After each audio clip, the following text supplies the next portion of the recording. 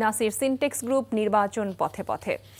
পটুয়াখালীর আসনগুলোতে এবার বিএনপি, জামায়াতে ইসলামী, ইসলামী আন্দোলন, গণ অধিকার পরিষদ ও বিএনপির বিদ্রোহী প্রার্থীদের মধ্যে 4টি আসনে জমজমাট লড়াইয়ের আভাস মিলছে। প্রতিনিয়ত ছোট দলগুলোর সঙ্গে এসব সমীকরণও পরিবর্তন হচ্ছে। কাজল বরন্দাসকে সঙ্গে নিয়ে রাজু আহমেদ রুবেলের ক্যামেরায় নিয়ামুল আজিজ সাদেকের রিপোর্ট। রামনাবাদ, আগুনমুখা, কাজল, তেঁতুলিয়া নদীগুলোর দুধারের 21টি ইউনিয়নের পটুয়াখালী 3। সেতুর অভাবে জনবিচ্ছিন্ন এই জনপদে ছাত্রলীগের সাবেক নেতা নুরুল হক নূর বিএনপি জোটের প্রার্থী। কিন্তু দলের সিদ্ধান্তের বাইরে স্বতন্ত্র বিএনপি নেতা হাসান মামুন দলের বেশিরভাগ নেতাকর্মীদের নিয়ে বেশ স্বাচ্ছন্দ্যে রয়েছেন। এ কারণে নুরুল হক আওয়ামী লীগের সমর্থকদের মন জয় করতে চান এবার। পরস্পর বিরোধী বক্তব্যে নানা অভিযোগ দুজনের।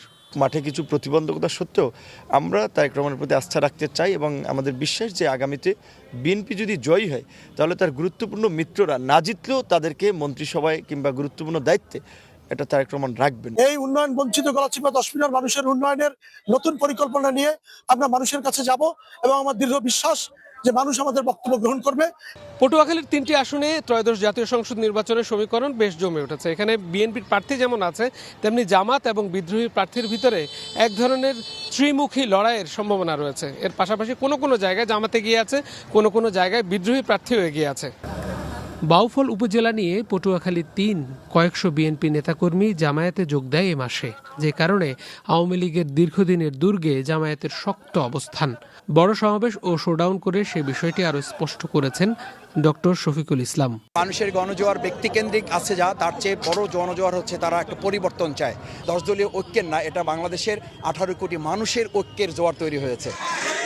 বিএনপির প্রবীণ রাজনীতিবিদ শহীদুল আলম তালুকদার এখানে প্রতিদ্বন্দ্বিতা করছেন। জামাত সুষ্ঠু নির্বাচনের জন্য একটা সুষ্ঠু পরিবেশ দরকার, সেই পরিবেশটা তারা বিঘ্নিত করছে। ইনশাল্লাহ বাউফল থানায় যত কিছু করুক 100% আমরা নির্বাচিত হব। পটুয়াখালী 4 আসনে বিএনপির সাবেক নেতা হাবিবুর রহমান এবার হাত পাখা নিয়ে ধানের শীষের মোশাররফ হোসেনের শক্ত প্রতিদ্বন্দ্বী। জামায়াতের প্রার্থী ডাক্তার জহির আহমেদও তাদের শক্তিশালী প্রতিদ্বন্দ্বী। Niamul Aziz Sadek, NTV news, Patuakhali.